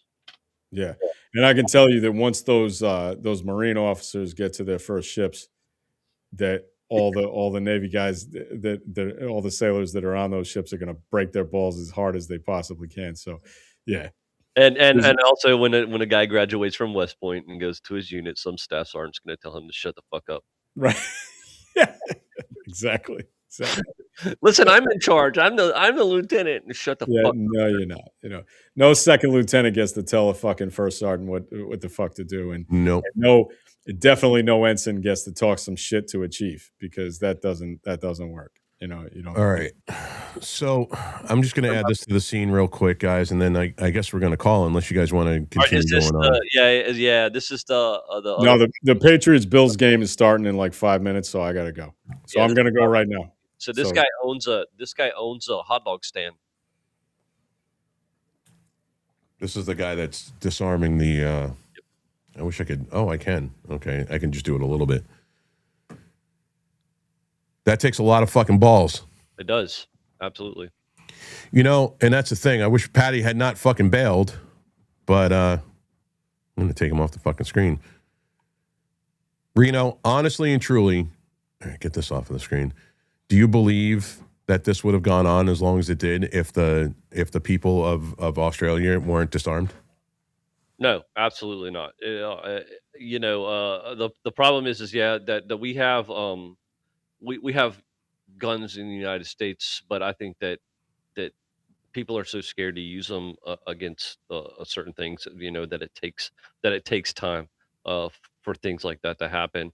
But had the Australians had guns, well, this is a perfect example of what happens when you disarm your people. You got people that obviously don't give a fuck about your gun laws, and they come into your country and they create a fucking massive terror attack, and you can't do a fucking thing about it. Well, all I can say is if you're the praying kind, Yep. pray for the people that got shot, pray for their families. Yep. If you're not a praying kind, put out some positive energy because that's really all you can do. That's all any of us can do here. And I don't know, man. There's a YouTuber that I watch that you guys should watch. It's called Guns and Gadgets. The guy's name is Jared. He was a Douglas, Massachusetts police officer who took early retirement because he refused to go out on any red flag laws. He said they were patently unconstitutional, and he told his chief he wasn't going to do it. So he started a YouTube channel. It's called Guns and Gadgets. I'll say it again. And he owns a coffee company. It's Blackout Coffee. It's really good coffee. And he always ends his shows with stay vigilant, carry a gun to protect you, your family, and your loved ones. And I agree with that sentiment. Yep. Also, if you want to listen, since you're plugging people's YouTubes, follow Black Scout Survival. I don't know if you guys know who. Oh yeah. That he's very direct, and if he sees something wrong, he fucking calls it out. Yep, absolutely. All right, and if you want, follow my YouTube channel. If you go to @criticalmass1772, because for some reason, if you fucking type in critical mass, it doesn't come up. A bunch of other things come up because my channel is really small. So if you want to follow me on YouTube, not that I think YouTube's gonna go anywhere because my content is diametrically opposed to what YouTube wants, but it's good to see. I would appreciate it at Critical Mass 1772. And Reno, what's going on with your show, homie? I'm waiting on video clips from every fucking person in this studio. I want you guys to understand that the only content creator for the Wool Boy Studio that has sent me a video clip would be Barry. And it's all right, so explain to me now in front of everybody here. That way people that are listening can be like, no, Rob, that's not what he said. What is it exactly you want me to do? I want you to send me a video clip of you coming into a door or laughing or whatever, like a 80s fucking sitcom intro.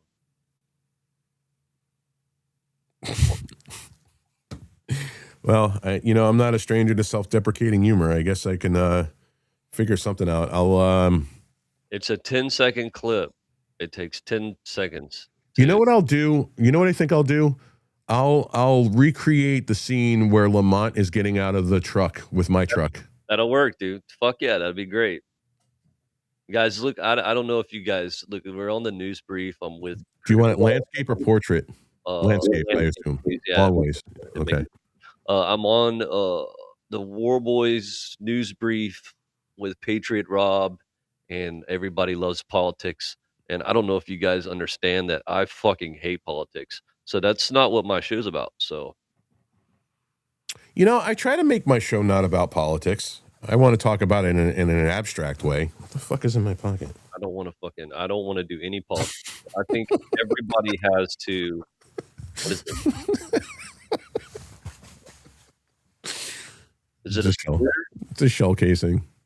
Oh, I want to listen. You have to disconnect from all this fucking bullshit. Yeah. There's so much bad happening in Washington, in the world, in our country, in other countries. There's so much bad fucking shit that happens that if you continually pay attention to this shit, it will eat you and fucking consume your life.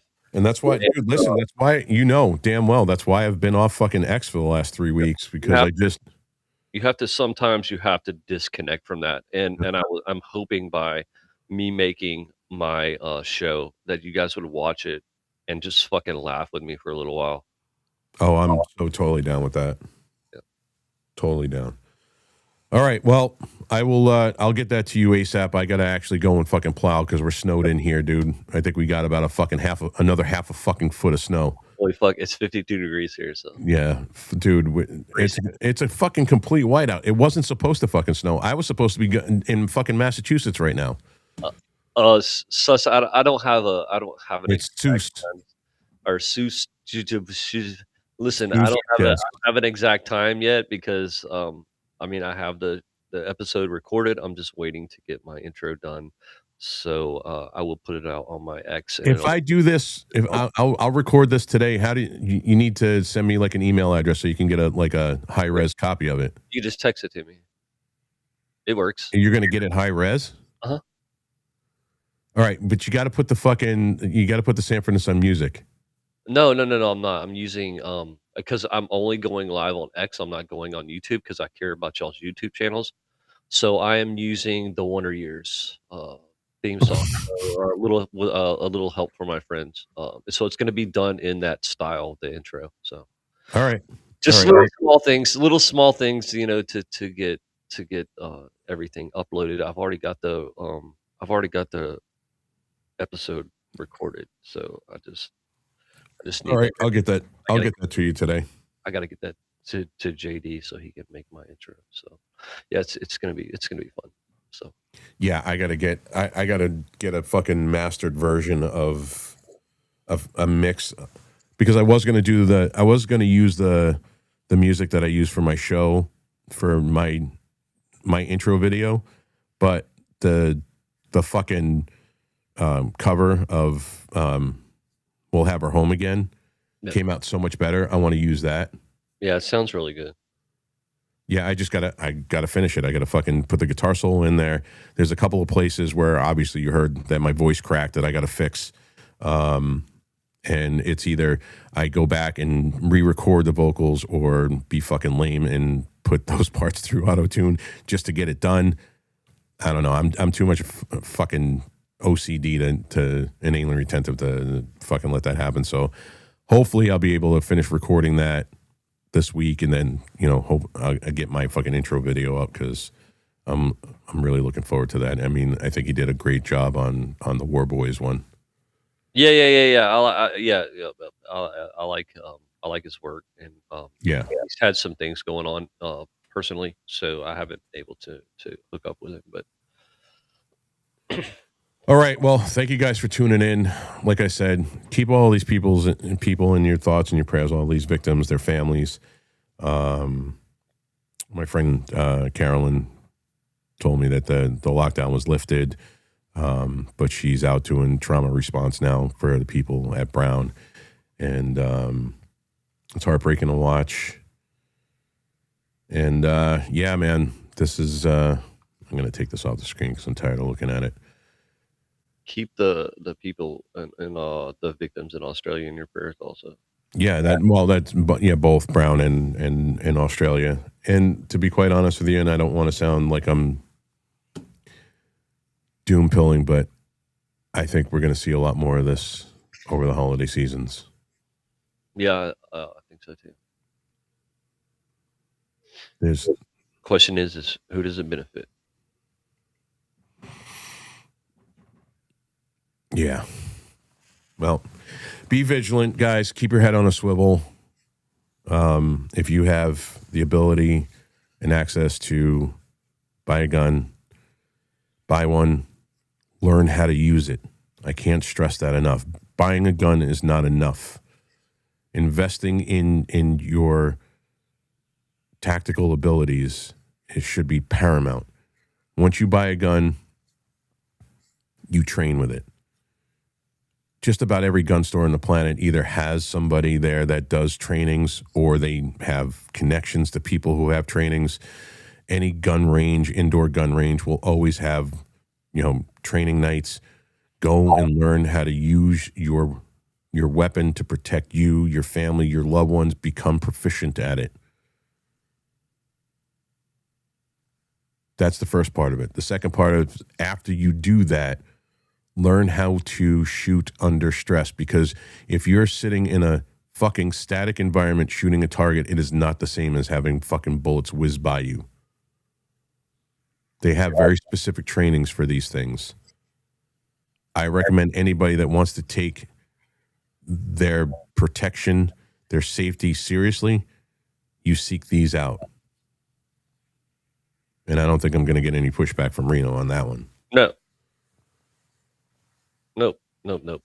Just having a gun is not just having a gun and owning a firearm is not enough.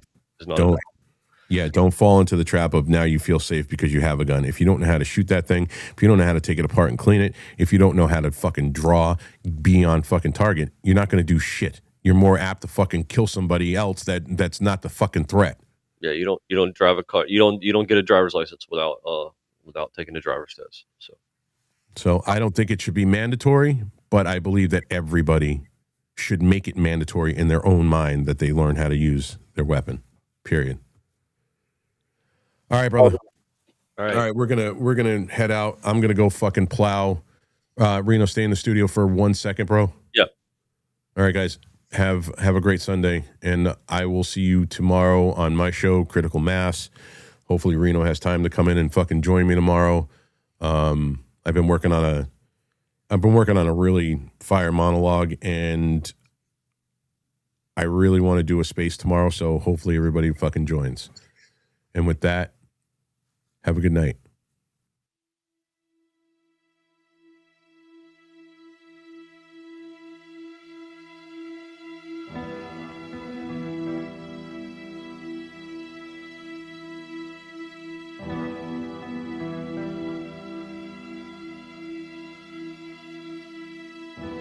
Load up on guns and bring your friends. It's fun to lose and to pretend she's overboard and self-assured. Oh no, I know a dirty word. Hello. Prosecutor said Ethan Nordine was the undisputed leader of the group that day as they tried to prevent the peaceful transfer of power. And FBI agents arrested Proud Boys former national chairman Enrique Tarrio at this home in Miami. By 2 this afternoon, he was in federal court. Here we are.